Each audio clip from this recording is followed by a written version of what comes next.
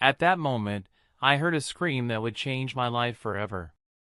My name is Jake Morrison, I am 30 years old, and let me tell you about the day I found something that shouldn't exist in the barren plains of Texas. If you're watching me from Dallas, Houston, or anywhere in this world, hit the like button because this story will touch every fiber of your heart. It was October 1885, and the Texas sun was mercilessly scorching the dry land around Dallas. My horse, Thunder, was breathing heavily as we rode down an abandoned trail I had never explored before. The leather boots creaked in the stirrups, and my black hat was soaked with sweat. I was coming back from the town market where I had sold some cattle, another desperate attempt to keep my ranch running after I lost everything that mattered in my life. The hot wind blew between the cacti and the sparse trees, carrying that characteristic scent of the Texas land, dry, dusty, with a hint of sage. I rode in silence, lost in dark thoughts, when Thunder suddenly reared up, neighing nervously. "Whoa, boy! What's wrong?" I murmured, stroking his neck to calm him. That's when I heard it. A scream. A desperate, agonizing scream that cut through the air like a blade. It wasn't the cry of an injured animal or the howl of the wind, it was purely human, filled with despair and terror. My blood ran cold. "Help! Please! Somebody help me!" The voice was feminine, young, and came from somewhere nearby. I looked around, confused. There was nothing but barren land and a few dead trees. Then my eyes fixed on a structure partially hidden behind a cluster of twisted oaks, an abandoned house, with rotting boards and broken windows. The white paint was peeling, and the roof had several missing tiles. "Help! I'm down here! Please!" The scream came again, even more desperate. "Down there?" I dismounted from Thunder quickly, tying him to a nearby tree. My hand instinctively went to the Colt .45 revolver on my belt. 6 years as a cowboy and the tragedies of my life had taught me to always be prepared for the worst. I walked cautiously toward the house. The deck boards creaked under my weight, echoing in the oppressive quiet of the late afternoon. The front door was ajar, swaying lightly in the wind, making a ghostly sound that sent chills down my spine. "Help! Somebody, please!" The voice came again, but now I could tell it was coming from beneath the house. I entered the abandoned house, and the smell of mildew and decay hit my nostrils. There were spider webs everywhere, and small rodent skeletons scattered across the dusty floor. My footsteps echoed in a sepulchral silence as I searched for the source of the screams. In the corner of the main room, partially hidden by debris and broken furniture, I saw something that made my heart race, a wooden hatch in the floor, locked with a rusty padlock. And engraved in the wood, with irregular and deep letters, was a word that made me swallow hard. "Witch! Hey! Is anyone up there? Please, get me out of here!" The voice was clearly coming from beneath the hatch. I knelt by the lock, my heart pounding like a drum. "Hey! Is anyone down there? Yes! Yes! Please help me! I've been stuck here for so long." The voice was definitely that of a young woman, probably in her 20s, and it was filled with a mix of hope and desperation that broke my heart. I examined the padlock. It was old and rusty, but still strong. "How did you end up down there?" They locked me here. They said I was dangerous, that I was a witch." Her voice broke on the last word, and I could hear muffled sobs. A witch. In 1885, there were still people who believed in those medieval superstitions, especially in the rural areas of Texas. But seeing someone treated this way, it sparked a deep rage in my chest. "Listen, miss, what's your name?" "Emma. Emma Rose." "And you?" "Jake Morrison." "Emma, I'm going to get you out of there, understand? I just need to break this lock." I looked around for something I could use. I found a heavy iron bar among the debris. With all my strength, I began to strike the lock. The metallic noise echoed through the empty house like cannon shots. Clang! Clang! Clang! Please, be careful, Emma shouted. If they hear. Who are they? I asked, continuing to hit the lock. The people from town. They said I made a pact with the devil because her voice faltered. Because what, Emma? There was a long pause. Because I can heal people. When I touch someone who's hurt or sick, they get better. But people became afraid of me. The lock finally snapped with a loud click. I lifted the heavy hatch, and a gust of stale, foul air rose from the dark basement. The smell was unbearable, a mix of urine, decay, and human despair. Emma? Are you okay? I think so. But it's so dark down here, and I can barely move. I pulled a lantern from my saddlebag and lit it. The faint light descended into the basement, revealing a scene that made me choke on horror. Emma was curled up in a corner of the dirt-floored basement, chained by the waist to a stone wall. She was young, as I had imagined, but in a deplorable state. Her brown hair was tangled and filthy, her dress torn and filthy. Her skin was as pale as paper, and she trembled uncontrollably. But her eyes... My God, her blue eyes shone with a mixture of gratitude, fear, and something else, an inner strength that even this inhumane treatment had failed to break. My God, Emma. How long have you been here? I lost track. Months? Maybe a year? Her tears shimmered in the lantern's light. I thought I was going to die here. I thought no one would ever find me. I descended into the basement, ignoring the horrible smell. The chains that bound her were heavy, but old. With the same iron bar, I began to work on the lock. Emma, I'm going to get you out of here. You'll be okay, I promise. She looked at me with those tear-filled blue eyes. Why are you helping me? Everyone said I was dangerous, that I'm a witch. I stopped working on the chain for a moment and looked her directly in the eyes. Because I know what it's like to be judged unfairly. Because I know what it's like to lose everything and be abandoned by the world. The chain snapped with a metallic sound. Emma was free. Comment down below where you're watching from, Dallas, Austin, or anywhere in the world. This story is just getting started, and you won't believe what Emma is going to tell me about her powers and what really happened to her. When she touched my hand, I felt something I had never felt before. Emma was standing now, leaning against the stone wall of the basement, her legs trembling after months of captivity. The light from my lantern revealed every detail of the suffering she had endured, the marks of the chains on her wrists, the sickly pallor of her skin, but also something more, an unbreakable dignity that shone in her blue eyes. Jake! Her voice was barely a whisper. I can hardly believe this is real. For so long, I prayed that someone would find me. I took off my leather jacket and draped it over her shoulders. She was shivering, but I wasn't sure if it was from the cold or the shock. Let's get out of here first, Emma. You need food, clean water, and medical attention. She nodded, but when she tried to take a step, her legs gave way. Instinctively, I stretched out my arms to catch her, and the moment our hands touched, something extraordinary happened.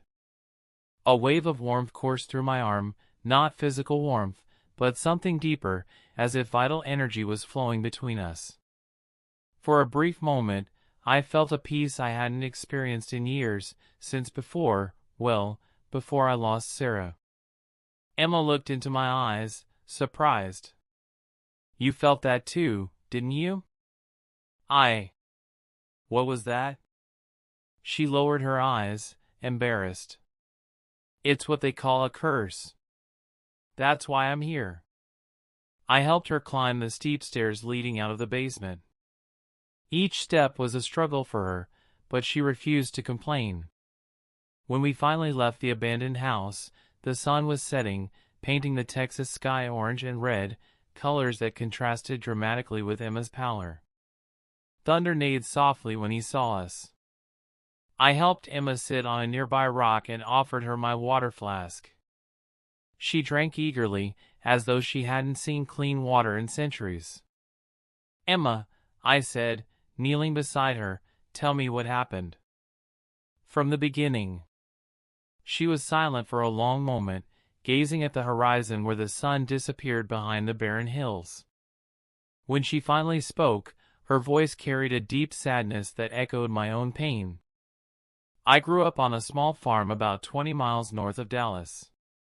My parents, Thomas and Mary Rose, were simple people. My dad raised cattle, and my mom tended a small garden. We were poor, but happy." Her hands nervously played with the edge of my jacket.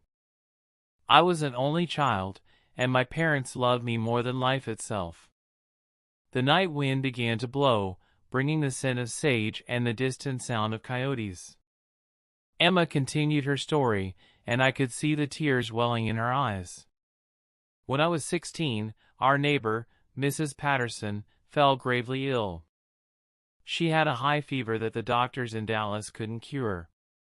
Mom and I went to visit her, bringing soup and homemade remedies." Emma stopped, swallowing hard. "Mrs. Patterson was dying, Jake. She was burning with fever, delirious. I just couldn't stand seeing that." "What did you do?" I held her hand. "It wasn't something I thought about, it was instinct. The moment our fingers touched, I felt that energy you felt earlier. It was as if something was coming from me and entering her." Emma looked directly into my eyes. In less than an hour, her fever had dropped. The next day, she was completely cured. I shook my head, trying to process what I was hearing. I grew up in a time when science was advancing, but there was still much we didn't understand about the world. "At first," Emma continued, "we thought it was a coincidence. Maybe the fever had run its course. But then other things started happening." "What kind of things?" "Mr. Martinez's horse had broken its leg, and the vet said it would have to be put down. Dad took me there to say goodbye to the animal because I had cared for it since I was a child. When I touched its broken leg..." Emma smiled sadly. "The next day, the horse was running across the pasture as if nothing had happened. The sky was now completely dark, dotted with thousands of stars that only the open Texas sky can reveal. I started a small campfire with dry twigs to warm us, and Emma continued her story by the light of the dancing flames. Soon, the word spread across the region. People came from far away, bringing their sick, children with pneumonia, men with broken bones, women with childbirth complications. And I healed them all, Jake. All of them." "And your parents? What did they think about it?" Emma smiled for the first time since I met her, but it was a bitter smile. "Dad was worried from the start. He said that gifts like mine attracted unwanted attention. Mom was more optimistic. She thought God had given me this power to help people. For a while, it seemed like she was right." "What changed?" "Pastor Jeremiah Blackwood came to our town." Emma's expression hardened, and I swear I saw a flame of anger flicker in her eyes. "He was one of those traveling preachers who went from town to town, preaching about sin and damnation. When he learned about my healing powers..." Emma stopped speaking abruptly, trembling. I moved closer to her, feeling an urgent need to protect her. "Emma, you don't have to keep going if it's too hard." "No, Jake. You need to know the truth about what happened." She took a deep breath. "Pastor Blackwood said my powers didn't come from God, but from the devil. He convinced half the town that I was a witch, that I was corrupting the souls of the people I healed. And the other half of the town? They were divided between fear and gratitude. Some families defended me, especially those whose children I had saved. But fear is stronger than gratitude, Jake. Fear spreads like fire on dry grass. The campfire crackled between us, casting dancing shadows on our faces. Emma continued, her voice growing stronger as the pain was relived. Everything came to a head on a Sunday night. Pastor Blackwood held a meeting at the church, and nearly the whole town was there. He said they had to choose, either they drove me out of town, or God would punish them for tolerating a servant of the devil among them. And your parents? Did they defend you? Emma began to cry silently. Dad tried, Jake. God, how he tried. He stood up in church and said I was his daughter, that he had seen my heart and knew there was no evil in me. He begged the people to remember all the lives I had saved. But it didn't help. Pastor Blackwood had poisoned their minds. He said the devil was clever, using good deeds to disguise evil. When Dad refused to hand me over, Blackwood said the whole Rose family was corrupt. Emma stood abruptly, walking to the edge of the campfire's light, where the shadows partially enveloped her. The next night, they came. It wasn't just the pastor and a few fanatics, it was the neighbors I grew up with, people I had healed, families who had eaten at our table. Her voice was breaking. They came with torches and ropes, Jake. Like a medieval mob. My fist clenched involuntarily. The idea of those people betraying Emma like that sparked a rage I hadn't felt in a long time. Dad tried to defend us. He grabbed his shotgun and said he wasn't going to let anyone hurt me. But there were too many, too many. Emma was sobbing now. They knocked him down and tied him up. Mom tried to throw herself in front of them to protect me, but they pushed her away. She hit her head on a rock and... Emma couldn't finish the sentence. She collapsed, kneeling on the ground, crying with a pain that seemed to tear her soul apart. I couldn't stay still anymore. I stood up and wrapped my arms around her, holding her as she trembled with sobs. The moment I touched her, I felt that strange energy again, but now it seemed to be flowing from me to her, as if I could absorb at least some of her pain. Emma, I'm so sorry. I'm so sorry. They dragged me away while Dad screamed my name, she whispered against my chest. The last thing I saw was Mom lying motionless on the ground and Dad tied up, tears running down his face. We stayed like that for long minutes, her crying in my arms as the Texas stars shone above us. When she finally calmed down, she spoke again in a voice so faint I could barely hear it. They brought me to this abandoned house. Pastor Blackwood said I would stay here until God decided my fate. If I died, it would mean I was truly a witch. If I survived, it would be a sign that I should repent for my sins. How long ago did this happen? 14 months, Jake. 14 months in that filthy basement, being fed once a week with rotten scraps, drinking rainwater that dripped from the ceiling. She looked into my eyes. Do you know what kept me alive all this time? I shook my head. The hope that one day someone like you would come. Someone who wouldn't believe their lies, who would see beyond the fear and superstition. Emma touched my face gently. And when you touched me down there, when I felt your energy mix with mine, I knew God had answered my prayers. Folks, are you feeling that connection between Jake and Emma? Comment below what you think will happen now. Jake's story is still coming, and you won't believe the tragedy he lived through. When she asked me about my past, I knew I could no longer run from the truth. The fire was dwindling down to embers when Emma finally stopped crying. We sat in silence for a while, only hearing the crackling of the wood and the distant howling of coyotes in the hills. She was nestled in my arms, and for the first time in years, I felt complete. as if a part of me that had been lost was slowly returning to its place. "Jake," Emma whispered, her voice still hoarse from all the crying, "you said you knew what it was like to be judged unfairly.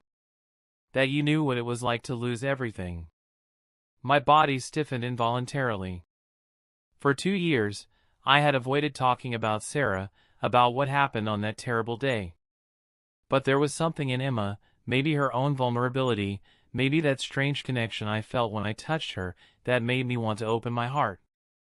"Emma," I began, my voice coming out rougher than I intended, "there are things in my life that I've never told anyone." She pulled back slightly to look me in the eyes, and I saw in them a deep understanding that went beyond her age. "You don't have to tell me if you don't want to. But sometimes, sharing the pain makes it lighter." I took a deep breath, the cold night air filling my lungs. "I was married, Emma. I had a wife named Sarah, and we had a thriving farm about 15 miles south of Dallas. We raised cattle, had horses, and Sarah grew the most beautiful garden you've ever seen." Emma listened in silence, but I could feel her hand gently squeezing my arm, a simple gesture that gave me strength to continue. She was like the sun on a spring morning. Golden hair like ripe wheat, green eyes like leaves after rain, and a smile that could brighten the darkest day. I stopped, feeling the familiar tightness in my chest that always came when I thought of her. We had been married for 3 years, and she was expecting our first child. "Oh, Jake," Emma whispered, and I could see tears forming in her eyes again. It was October 1883. Sarah was 7 months pregnant, and she was radiant. Every day she talked about the baby, about what it would be like when it was born, about the names we could choose. I stood up abruptly, unable to sit still. I had gone to Dallas to buy supplies for the winter. I should have returned the same day, but I got stuck in the city because of a terrible storm. Emma stayed seated near the fire, but her eyes followed me as I nervously walked around. When I came back the next day, there was smoke in the air. Black, heavy smoke, the kind you could taste in your mouth. My voice was beginning to tremble. As I got closer to the farm, the smell grew stronger. And then I saw. I stopped speaking, the words refusing to come out. Even after 2 years, the memory was still too raw, too real. "Jake, you don't have to." "No, Emma. You told me your pain. It's only fair that I tell mine." I breathed deeply again. Our house was destroyed. There wasn't even ash left, just the stone foundations and a few charred beams. The barn had collapsed, the corrals were empty, and there were animal bodies scattered everywhere. Emma stood and came over to me, gently touching my arm. Again, I felt that comforting energy flowing between us. "Comancheros," I continued, the word coming out like a bitter spit. "Bandits who came from the south, crossing the border to steal cattle and burn properties. The nearest neighbors lived 5 miles away, and no one had seen or heard anything until it was too late." "And Sarah?" The question I feared. The question that haunted me every night for the last 2 years. I found her in what was left of the bedroom. She had tried to hide in the closet, but my voice completely failed me. "They didn't just burn the house, Emma. They hurt her first. And the baby." I couldn't finish. I dropped to my knees in the dry earth, and for the first time since the funeral, I let the tears flow freely. Emma immediately knelt beside me, hugging me with a strength I didn't expect her to have. "Jake, I'm so sorry. I'm so sorry. I should have been there," I sobbed into her shoulder. "If I hadn't gotten stuck in the city because of the rain, if I had returned when I planned, I could have protected her. I could have protected our child." Emma held my face in her hands, forcing me to look into her eyes. "Jake Morrison, you listen to me. What happened to Sarah was not your fault. You can't carry that guilt forever. But the people in town, they said I should have predicted it, that I should have hired someone to stay with her. The sheriff said I was negligent for leaving her alone at home, pregnant. The words I had kept inside for 2 years finally came out. After the funeral, I couldn't stay in Dallas anymore. Everyone looked at me with pity or judgment. I sold what was left of the property and started wandering the Texas plains, taking temporary jobs on farms, sleeping outdoors. Is that why you were alone today? Is that why you were on that abandoned road? I nodded. I've been living like this for 2 years. Working when I need money, writing when the pain gets unbearable. Never staying anywhere long enough to form bonds or memories. Emma was silent for a moment, processing everything I had told her. When she finally spoke, her voice was full of a wisdom that contrasted with her age. Jake, you know what I think? I think you weren't on that road by accident today. I think it was fate, or God, or whatever force governs this world, that brought you to me. How can you be sure? Because we both know the pain of losing the people we love most. We both know what it's like to be judged unfairly for things beyond our control. She touched my chest, right where my heart was beating fast. And we both know there's something special between us, something that goes beyond explanation. It was true. From the moment I touched her in the basement, I felt like I had known Emma for years. There was a connection between us that transcended time and circumstances.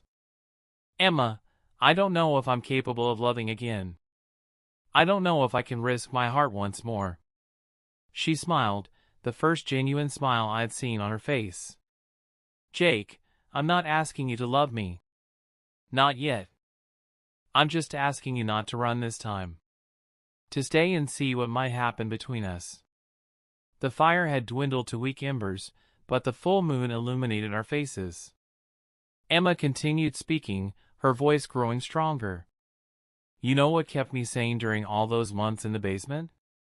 It wasn't just the hope of being rescued. It was the certainty that my life still had a purpose, that my powers were a gift, not a curse. And now, looking at you, feeling this connection we have, I know what that purpose is. What? To heal.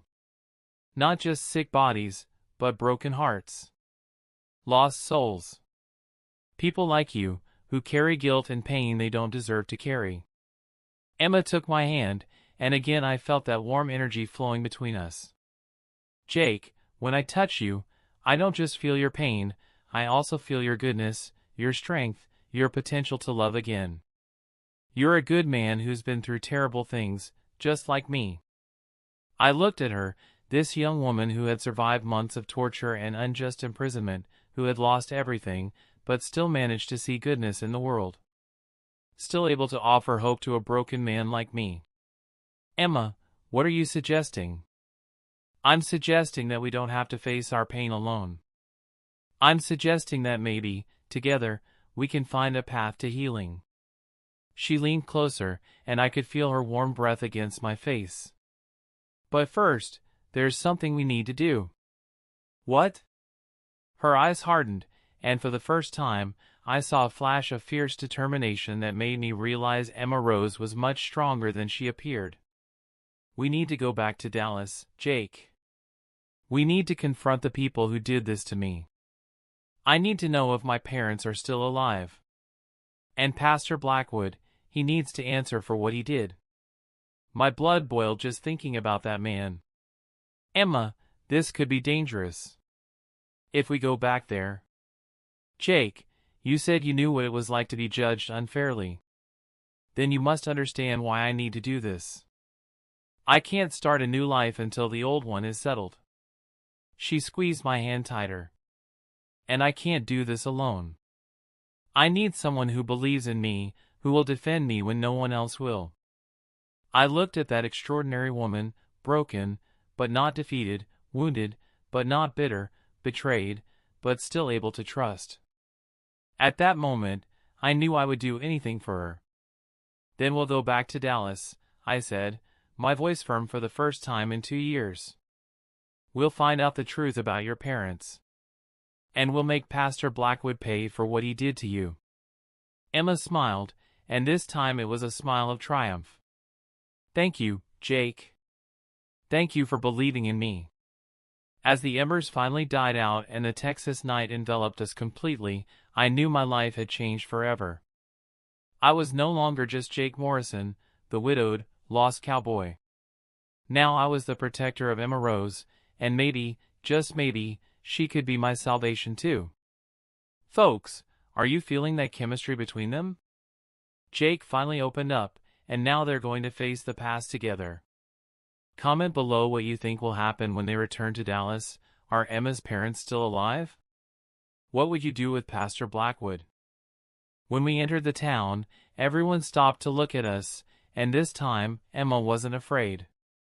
3 days after our conversation by the fire, we were riding toward Dallas in the early morning. Emma rode on Thunder's back, her arms wrapped around my waist, and I could feel her determination growing with every mile we covered. Over the course of our journey, she had become stronger, not just physically, but emotionally. The fragile woman I had rescued from the basement was turning into a force of nature. "Jake," she said, her voice firm against the wind, "when we get there, I need you to promise me one thing. Anything. No matter what happens, no matter what they say about me, you can't doubt what you know to be true. You've seen my powers. You felt the energy between us. You know my heart." I covered her hand with mine. "Emma Rose, I would do anything for you. They'll have to go through me before they hurt you again." As we approached the town, I could see the tension in Emma's body. But it wasn't fear, it was pure determination. Over the past 3 days, as I cared for her and saw her strength returning, something had changed in me as well. The pain of losing Sarah would always be there, but now it shared space with something new: love. Love for this extraordinary woman who had survived hell and still managed to see beauty in the world. The first houses of Dallas appeared on the horizon, and my heart began to race. "Emma, are you sure about this?" "More sure than I've ever been about anything in my life." We entered the main street of the town at noon, when the hustle and bustle was at its peak. The effect was immediate and dramatic. People stopped in the middle of the street, stunned. Women pointed and whispered to each other. Men instinctively placed their hands on their weapons. "It's her," someone shouted. "It's the witch. She escaped." "Impossible," came another voice. Pastor Blackwood said she was dead. Emma kept her head held high, her blue eyes sweeping across the crowd that was forming. I could feel her hand trembling slightly against my back, but her voice remained firm when she spoke. "I am Emma Rose," she declared, loud enough for everyone to hear. "And I've come back to uncover the truth." The crowd murmured nervously. I saw faces I recognized, people who had known Emma since she was a child, people she had healed. Some looked ashamed, others defiant, but all seemed shocked to see her alive. "Where are my parents?" Emma asked, her voice echoing through the street. "Thomas and Mary Rose. What have you done with them?" An awkward silence settled. Finally, an elderly woman, whom I recognized as Mrs. Patterson, the first person Emma had healed, stepped forward. "Emma, dear." Her voice was filled with remorse. "Your parents, they left soon after you were taken. Your father spent an entire week searching for you, questioning everyone, threatening to call the sheriff from Austin. But Pastor Blackwood said that if they didn't leave town, they would be excommunicated too. Are they alive?" Emma's voice broke slightly. "Yes, dear. The last news we had, they settled in San Antonio.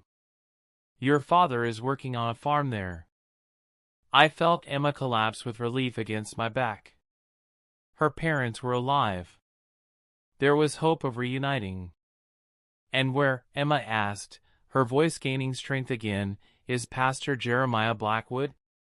"Right here, servant of the devil." The voice came from behind the crowd, and people parted to allow a tall, thin man dressed entirely in black to pass. Pastor Blackwood was about 50 years old, with graying hair and eyes that seemed to burn with religious fanaticism. He walked with a Bible in one hand and a cane in the other. "Emma Rose," he said, his voice dripping with contempt, "I knew the devil wouldn't let you die so easily. But it doesn't matter, this time, we'll finish the job properly." I dismounted Thunder and helped Emma down as well. She stood by my side, and I could feel power emanating from her like heat from a forge. "Pastor Blackwood," I said, my hand resting on the grip of my Colt, "this woman was tortured and unjustly imprisoned for over a year. You will answer for that." Blackwood laughed bitterly. "And who are you, cowboy? Another servant corrupted by her charms?" "I'm Jake Morrison, and I'm the man who will protect her from fanatics like you." The tension in the street was palpable. The crowd had grown, forming a circle around us. I could see divided faces, some still hostile, others curious, some clearly regretful. "Folks!" Emma shouted, her voice cutting through the air like a bell. "You've known me since I was a child. You've watched me grow among you. How many of you have I healed over the years?" Several people in the crowd lowered their eyes, ashamed. "Mrs. Patterson," Emma continued, looking directly at the elderly woman, "when you were dying from fever, I held your hand and healed you. Was that the devil's work?" "No, dear," Mrs. Patterson replied, tears streaming down her face. "It was a miracle. Mr. Martinez," Emma turned to a middle-aged man in the crowd, "when your horse broke its leg and was going to be put down, I healed it. Your own son plays with that horse to this day. Was that evil?" The man shook his head vigorously. "No, Emma. You saved my boy's favorite horse." Pastor Blackwood was turning red with rage. "Don't be fooled by her sweet words. The devil is cunning. He uses good deeds to disguise." "Enough!" Emma shouted, and her voice carried such authority that even Blackwood fell silent. "You want proof of what I am? Want to know if my powers come from God or from the devil?" Emma walked to the center of the circle formed by the crowd. "Bring me someone sick. Someone injured. Let me show you where my power comes from." The crowd murmured nervously. Then, a young woman stepped out of the crowd, carrying a small child in her arms. "My son," she said, tears running down her face. "He's had pneumonia for weeks. The doctor said, there's nothing more they can do." Emma approached gently. "May I hold him?" The mother hesitated for a moment, then handed the child to Emma. The boy was clearly very ill, pale, breathing with difficulty, nearly unconscious. Emma held the child against her chest and closed her eyes. Immediately, I could see a soft light emanating from her, not a physical light, but something that could be felt deep in the soul. The entire crowd fell silent, watching. As Emma held the child, I saw color returning to the boy's cheeks. His breathing became easier, more regular. Within minutes, he opened his eyes and smiled at his mother. The mother screamed in joy, hugging her healed child. The crowd erupted in murmurs of admiration and astonishment. "This is impossible!" Pastor Blackwood yelled. "It's a trick! It's a demonic illusion!" But Emma was not finished. She turned back to the crowd. "Is there anyone else who needs healing?" One by one, people began to step forward. A man with a broken arm that hadn't healed properly. A woman with a chronic cough that had plagued her for months. A child with an infected wound on her leg. Emma healed them all. With each healing, the crowd grew more reverent, more awestruck. And with each healing, Pastor Blackwood grew more desperate. "Stop," he finally shouted. "Don't you see? She's corrupting your souls. She's..." Pastor Blackwood, Emma turned to him, her eyes glowing with a divine light. You said my powers came from the devil. But tell me, does the devil heal children? Does the devil relieve suffering? Does the devil bring joy to desperate mothers? The crowd murmured in agreement. Tell me, Pastor, Emma continued, walking toward him, when Jesus healed the sick, the Pharisees also called him a servant of the devil, didn't they? Blackwood recoiled, his face contorted with rage and fear. You are blaspheming. No, Pastor. You are the one who blasphemed. You called a gift from God the work of the devil. You tortured an innocent and destroyed a family because of your own ignorance and fear. Emma stopped directly in front of him. And now, you will pay for it. Blackwood raised his cane threateningly. I will not allow a witch. He never finished the sentence. My hand moved faster than thought, and my fist connected with his chin in a perfect uppercut. Pastor Blackwood fell to the ground like a sack of potatoes, his cane flying through the air. The crowd cheered.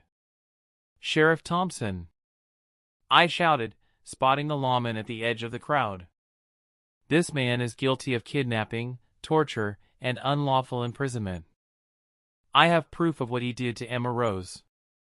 The sheriff, a man I knew from previous years, nodded gravely. Jake Morrison. I heard you'd left the region.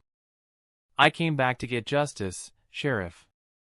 And this woman, I place my protective arm around Emma, is innocent of any crime. In fact, she's an angel. The sheriff looked at the crowd, at the people Emma had just healed, at Pastor Blackwood unconscious on the ground. Well, he said slowly, I guess I'll need to hear the whole story. But first, let's arrest Pastor Blackwood for illegal imprisonment and kidnapping. 2 hours later, Emma and I were sitting on the hotel porch, watching the sunset paint the Texas sky gold and red. Pastor Blackwood was in jail, awaiting trial. The entire town had apologized to Emma, and many people had offered to help her find her parents. Jake, Emma said softly, her head resting on my shoulder, what do we do now? I held her hand, feeling that familiar and comforting energy flowing between us.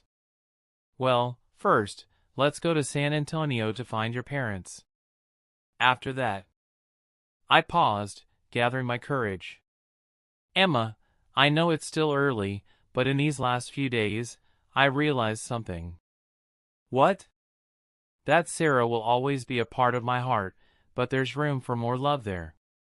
There's room for you. I turned to look her in the eyes. Emma Rose, you didn't just heal my body, you healed my soul. You gave me a reason to stop running and start living again. Tears shimmered in her blue eyes. Jake Morrison, from the moment you broke those chains in the basement, I knew my heart belonged to you. You saved me from more than just that dark hole, you saved me from despair. I leaned in and kissed her, right there on the porch of that hotel in Dallas, with the sun setting over Texas and the normal sounds of the city around us. It was a kiss that sealed our union, our promise to face whatever the future brought. When we pulled away, Emma smiled, that radiant smile that lit up her entire face. So, Cowboy Morrison, she said with a mischievous glint in her eyes, ready for a new adventure? With you, Emma Rose? I'm ready for anything. And as the stars began to appear in the infinite Texas sky, I knew our story was just beginning. 2 broken hearts had found each other and healed together.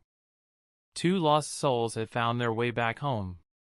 And this time, I wasn't going to let love slip away. Folks, what an ending! Jake and Emma finally got their justice and their new beginning. Emma reclaimed her powers, her dignity, and found love. Jake stopped running from the past and embraced the future. And Pastor Blackwood paid for what he did. Comment below, did you love this story? Want to see more adventures of Jake and Emma? This was one of the most emotional stories I've ever created, and I hope it touched your heart as much as it did mine.